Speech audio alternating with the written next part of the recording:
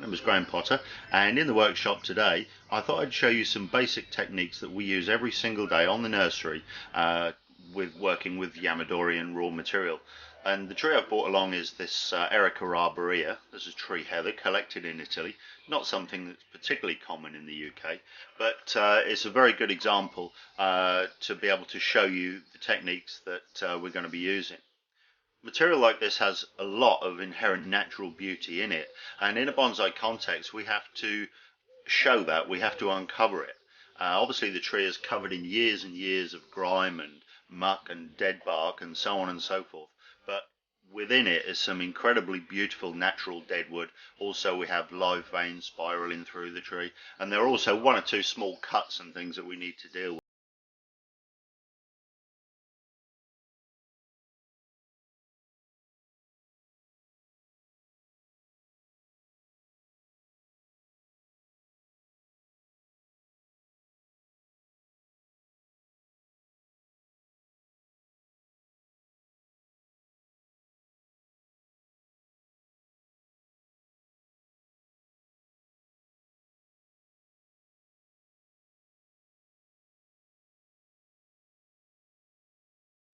The tools I'm going to be using for this demonstration today are very basic, very simple. We've got a variety of bark strippers and a tough little knife for basically picking and scratching the old bark away, and then a variety of small power tools, power tool bits, including wire brushes, sanding wheels. There's a weasel here. This is a termite, which is a little abrasive cutter. All of these fit into a standard small power tool like this, and in this case this one is fitted with a very small ended flexible shaft, which is good for getting in all sorts of corners. The other thing we've got is the usual gin pliers, branch splitter, and for finishing the gas torch, which comes in very useful for burning and just cleaning down the old wood. All of these tools are available from our website, and I'll show you what to do with them as we go along. The first part of this work involves defining the live veins. Live veins are areas of live tissue that grow over dead wood, and in some places it's very easy to see what's dead, what's alive. For instance, this area here you can see is all dead. You can see the bark is naturally coming away from it, and the wood is bleached by the sun underneath, so it's white. But at this point, just underneath, it's quite hard to tell what's what. So basically what we need to do in order to define what's live and dead on this tree is to take a small knife and just begin to scratch away what we know as old dead bark. And eventually when we come to some live tissue, just by touching into the edge of it, we will see the colour begin to change, and at that point obviously we know we've reached the live part, which we want to maintain. At this point you can see the difference in the colour between live tissue and the dead wood. At this point the dead wood's dirty, so it's very difficult to see that this area is dead. But here I've just lifted the surface layer of bark without damaging the cambium underneath.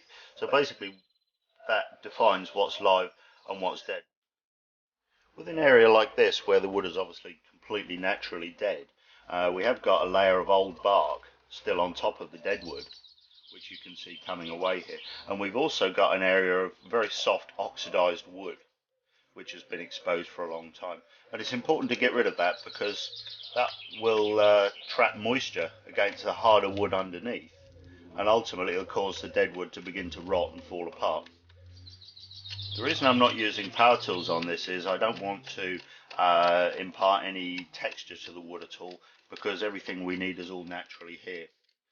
So once we've removed the soft material from on top, we then just take a wire brush and just brush that in the direction of the grain.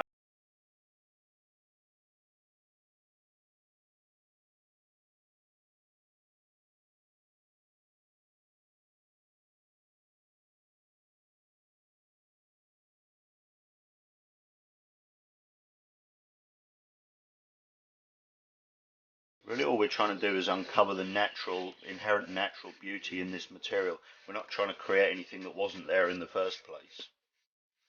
So you can see now that's come back to nice hardwood, and it's still got some very nice natural texture to it.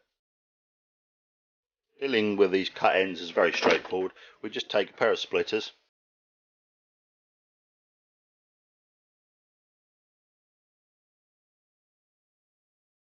different directions, and then we just take a pair of gym pliers and just peel those back like so. And then once we've cleaned those and burned those, they'll look exactly like the natural ones on the tree. With a piece of material like this is quite comfortably going to take a full day's work. But ultimately, working deadwood, you have to work carefully and slowly, because unlike the green, the deadwood's not going to change. It's going to remain the same as long as the tree is bonsai. So we need to make sure that the work is done properly and it's done right the first time. With old areas of deadwood like this, which has been impoverished by years of exposure to sunlight and rain, the wood has oxidized, and all the natural inherent resins that preserve this wood naturally have largely been leached out.